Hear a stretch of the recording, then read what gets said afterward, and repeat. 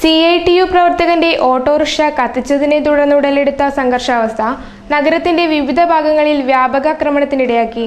അക്രമത്തെ തുടർന്ന് 3 സ്റ്റേഷൻ പരിധിയിൽ നിരോധനാജ്ഞ പ്രഖ്യാപിച്ചു.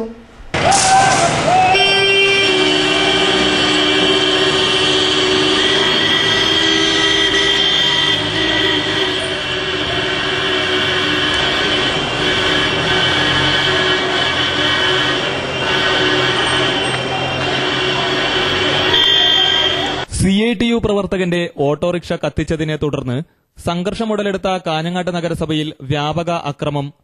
ചൊവ്വാഴ്ച രാവിലെ സംസ്ഥാനപാതയിൽ അതിഞ്ഞാലിൽ ലീഗ് പ്രവർത്തകർ റോഡിൽ കല്ലുകൾ കൊണ്ടിട്ട് ഗതാഗതം തടസ്സപ്പെടുത്തിയതാണ് വീണ്ടും സംഘർഷമുണ്ടാക്കിയത്.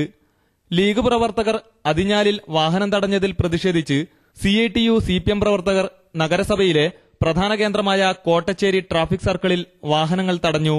പ്രവർത്തകരെ പിന്തിരിപ്പിക്കാൻ ശ്രമിക്കവേ പോലീസിന് നേരെ കല്ലേറുണ്ടായി. തുടർന്ന് 3 തവണ പോലീസ് ടിയർ ഗ്യാസ് പ്രയോഗിച്ചു. പ്രധാന നഗരകേന്ദ്രമായ കോട്ടച്ചേരിയിലും പുതിയകോട്ടയിലും നിരവധി വ്യാപാര സ്ഥാപനങ്ങൾ അക്രമികൾ കല്ലെറിഞ്ഞു തകർത്തു. സംഘർഷാവസ്ഥയെ തുടർന്ന് കാഞ്ഞങ്ങാട് അമ്പലത്തറ ബേക്കൽ പോലീസ് സ്റ്റേഷൻ പരിധിയിൽ നിരോധനാജ്ഞ പ്രഖ്യാപിച്ചു. കല്ലൂരാവിയിൽ നിരവധി വീടുകൾ കഴിഞ്ഞ ദിവസം തകർത്തു. വെള്ളിക്കോത്ത് സ്കൂൾ ബസ് കല്ലെറിഞ്ഞു തകർത്തു. UDF നേതൃത്വവും വ്യാപാരി വ്യവസായി ഏകോപന സമിതിയും ഹർത്താലിന് ആഹ്വാനം ചെയ്തു. വിദ്യാലയങ്ങൾക്ക് അവധി നൽകി. സംഘട്ടനത്തെ തുടർന്ന് SP ശ്രീശുഖന്റെ നേതൃത്വത്തിൽ നഗരത്തിൽ വൻ പോലീസ് സന്നാഹത്തെ വിന്യസിച്ചു.